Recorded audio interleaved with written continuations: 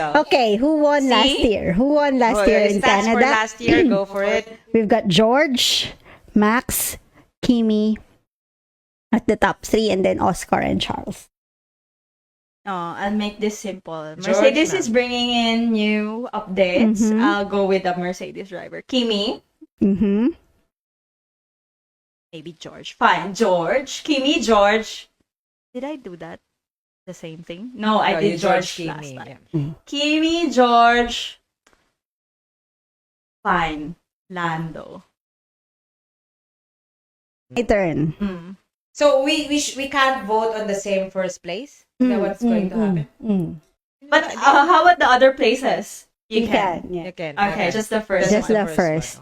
So I'll do George. Hang on, You wait, did George? Kimi, right? Yeah. I'll do George. Yep. Oscar, Kimi. Oscar, Kimi. I think George is gonna overthink this because he's running behind. No, you're jinxing me. No, I'm just thinking to myself. Since I can't pick any Mercedes, Mercedes now, driver. I'll go for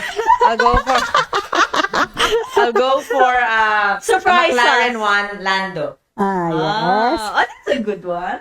Yeah. I'll still put Max there. I'll start putting. Seriously? Okay.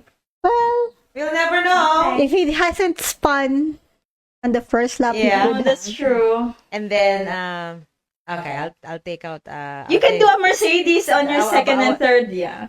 Hmm. Kim. Kimi. Kimi and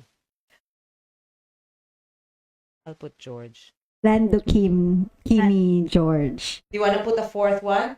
No, No, I think not we're anymore good 'cause for we're good. now. We're good. For us But guys, we're not we will- bidding on our favorite ones. I don't know. We have completely forgotten our favorites.